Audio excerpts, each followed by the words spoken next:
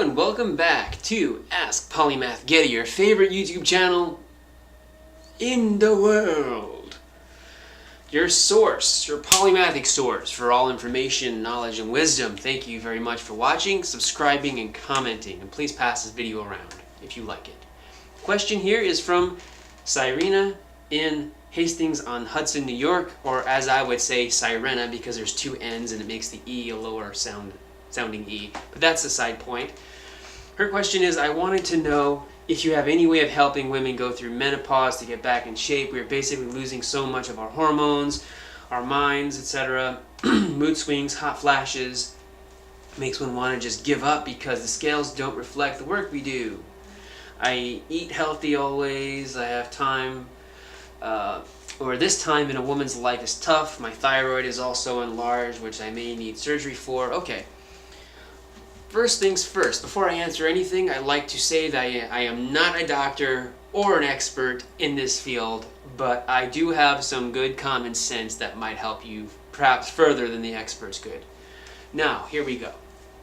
First thing I would do is eliminate salt from your diet. Salt has the propensity to help you hold water more and make you feel like there's an impression you're heavier than you really are.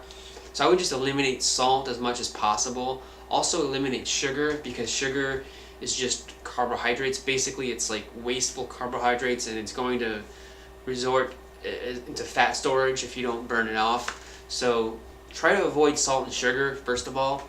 Secondly, or thirdly should I say, have a health checkup. Go to your doctor, have them check your blood sugar, check all the levels of your blood. Just do a full diagnosis of your entire body so that you know everything that's going on with your body. Make sure your immune system is working right. Make sure you're sleeping 8 hours a night. Make sure you're exercising at least 30 minutes a day, every day, 7 days a week, no questions asked. So there's lots of things that you can do, but the main thing I would do is focus on talking to your doctor, making sure that you have a relationship with them and that they know everything about your body that you need to know to keep that weight down and to keep yourself healthy. As far as your exercising, I don't know what you're doing with the exercising, you didn't say, but I'm going to give you some tips here, okay?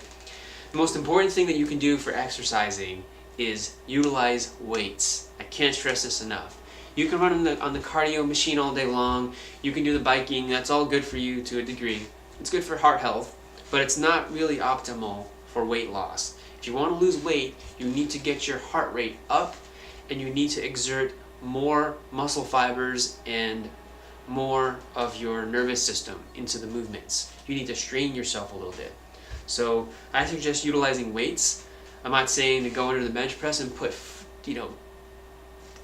45-pound plates and just start busting that out yet, but I am saying that you should at least probably bench press the bar. You should at least be able to curl 10-pound dumbbells. You should at least be able to squat the bar. These are just basic fitness things that everyone should be able to do of any size, age, whatever.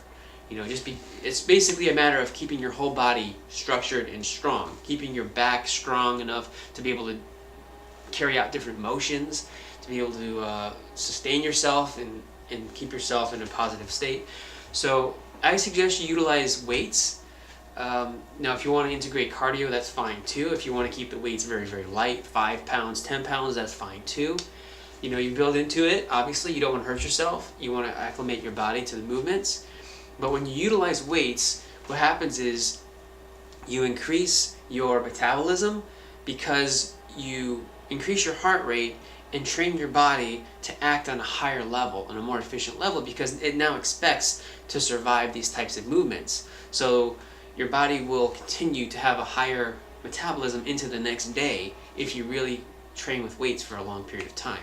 When I say a long period of time, I mean just a solid hour, hour and a half, okay? So you want to get a good workout in, and you want to utilize weights. Now, you can do cardio, you can walk and talk on the phone with your friends and all this, but that's the main thing. Utilize weights. Also, that's as far as like your metabolism and your health, but as far as actual fat loss, definitely cut out the butter, definitely cut out the white bread, definitely cut out the mayonnaise, definitely cut out the sodas, and focus on a dry, simple, boring diet. I mean, it's going to suck, and you can have cheat meals and all this, but you want to focus on a boring, bland diet. And you can add little spices and everything else, as long as it's not high in salt and sugar.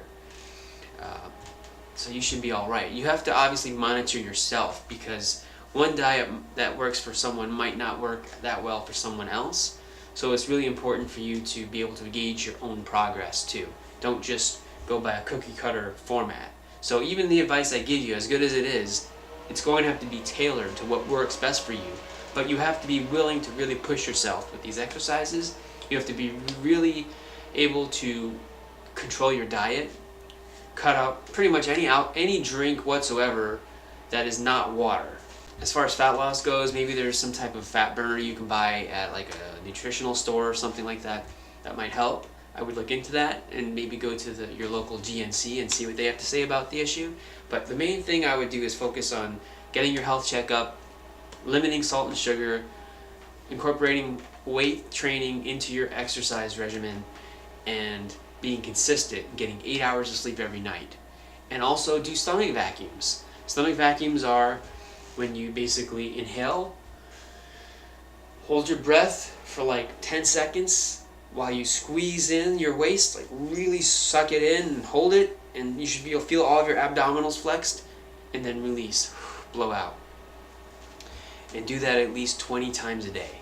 Do that at least 5 to 10 times in the morning. Maybe do it like right before every meal. Every time you have a meal, do it at least 10 times. That should help engage the abdominals a bit too. And also help train your waist to restrict. You want to train it to do, you want to make it do the things that you want it to do naturally. So whatever you want it to do naturally, you have to force it to do. So stomach vacuums help, sleeping helps. If you're only sleeping 4 hours a night, 5 hours a night, you're killing your immune system. Your whole body is breaking down. You're not able to metabolize food anymore. Everything you eat turns to fat. Your mind goes off. You don't want to do that. So sleep is very important. It's critical. It's very, very critical. I mean, literally, you can do everything else right, but if you don't sleep right, it won't really count. So sleeping is really probably number one. Get a health checkup. Get your sleeping right. No salt, sugar. Stomach vacuums, utilize weight training every day, at least 30 minutes. Believe me, if you do that every day, pretty soon you're going to see the weight come right off, and you're also going to find it easier and easier to do it. Pretty soon you're going to be like an hour and a half, it's no problem. But in the beginning, I'm just saying 30 minutes because it's just a qualifier to get you going. As far as everything else goes, like I said, talk to your doctor. I'm sure they can give you more advice.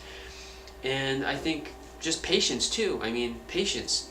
When you sleep right for a long period of time, you eat right, exercise right, eventually you're going to start seeing results. And also, because you're in this period, this little twilight zone of hormone imbalance and everything, I would just wait it out. Realize that it's not always going to be this way. Maybe in a year or two, it might neutralize, so that the activity that you do will show in your physique more than when it's showing now. So I don't have menopause, obviously. I never will have menopause. But as far as understanding it, I think I have a pretty good idea. And I think some of my ideas might help you. If you have any other questions, just leave it in the comments below. I will be glad to respond to it. For everyone else that has a question, send it to askpolymathgetty@gmail.com. You can find me on Facebook as well. My name is Getty Friedman, Polymath and Renaissance Man, and you can find me on Instagram, PolymathG. So that's it for now, guys. Once again, if you do send your question in, make sure you put your name, location, and your question in a brief paragraph. So I have some background, so I know what to say about it. So that's all for now. For everyone else, I hope this video has helped you in some way. The most important thing is to communicate with your doctor and to monitor your own progress with everything you do. Because what works for one person might not be what works as well for someone else. So just keep that in mind. And keep your calories limited. I would say 2,500 max. But probably around 1,800 to 2,000 would be better. But anyway, thank you for the question. And I hope this video has helped you in coming a little bit closer at least to resolution. Alright, thanks very much. And I'll be back with more videos shortly.